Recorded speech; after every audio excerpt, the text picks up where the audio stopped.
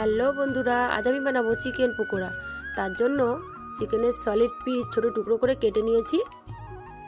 এর মধ্যে দিয়ে দিলাম vinegar, soya sauce, tomato sauce, ধনেপাতা কুচি, পেঁয়াজ কুচি, কাঁচা লঙ্কা কুচি, লবণ, হলুদ, সামান্য একটু চিনি, জিরে গুঁড়ো, ধনে গুঁড়ো, সামান্য একটু গরম মশলা ও চিকেন পকোড়া মশলা। কিছুক্ষণ ঢাকনা দিয়ে রাখার পর এর মধ্যে দিয়ে দিয়েছি কর্নফ্লাওয়ার, বেসন, সামান্য একটু ময়দা ও সাদা তেল। তারপর আবার কিছুক্ষণ রেখে দেওয়ার পর আমি একটা একটা করে ভেজে নেব চিকেনগুলো। উল্টে পাল্টে লাল লাল করে ভেজে নিচ্ছি। খেতে কিন্তু দারুণ হয়েছিল রেসিপিটা। বাড়িতে একবার ট্রাই করে দেখবে। আমার এই রেসিপিটা যদি তোমাদের ভালো লাগে আমার চ্যানেলটিকে অবশ্যই সাবস্ক্রাইব করে দেবে।